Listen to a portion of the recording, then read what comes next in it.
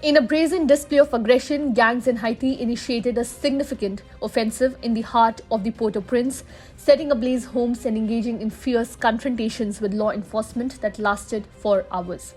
The harrowing scenes prompted hundreds of residents to flee the violence, marking one of the most severe outbreaks since the installment of a new prime minister. These alarming attacks underscore the deep-rooted concerns surrounding the pervasive influence of gangs and cast doubt on the government's capacity to swiftly restore order and stability. The unsettling events have reignited fears and doubts regarding Haiti's ability to break free from the grip of violence and turmoil that has plagued the nation for years. Against this backdrop, Haiti's Transition Council assumed power in a formal ceremony on Thursday, marking the official departure of former Prime Minister Ariel Henry.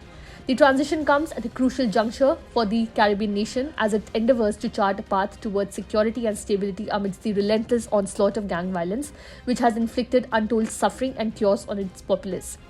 Late on Wednesday, May 1, a wave of attacks swept through several neighborhoods of Port-au-Prince, including Solino and Delmas 18, 20 and 24, situated southwest of the main international airport. The streets bore witness to the aftermath. Charred vehicles and walls marked with defiant graffiti in bold Haitian Creole, proclaiming "Vive Barbecue." In the wake of the chaos, residents whose homes were spared in Delmas 18 and neighboring areas fled, clutching onto whatever possessions they could salvage: fans, stoves, mattresses, and plastic bags filled with clothes.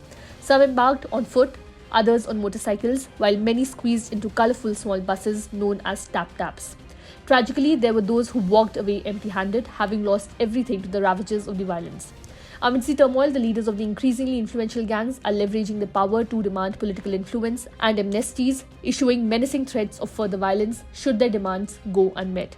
This development underscores the perilous intersection of politics and organized crime in Haiti's fraught landscape. Following the resignation of former Prime Minister Ariel Henry, the former installation of the council last week marked a pivotal moment in the nation's quest to restore security amidst the relentless onslaught of gang violence. Comprising 7 voting members and 2 non-voting observers, including politicians, a businessman and a pastor, the council represents a diverse array of stakeholders tasked with steering Haiti through its tumultuous times. However, the specter of gang leaders wielding political influence looms large, raising profound concerns about the trajectory of the nation's fragile democracy and the potential for further unrest. As new leaders take charge of the country amidst squabbling, Haitians are demanding that they prioritize their safety as gangs remain more powerful and better armed than Haiti's national police. More than 2,500 people have been killed or injured from January to March of this year, a more than 50% increase compared with the same period last year, according to the UN. Meanwhile, more than 90,000 people have fled Port-au-Prince in just 1 month, as gangs that control an estimated 80% of the capital have increasingly been targeting previously peaceful neighborhoods.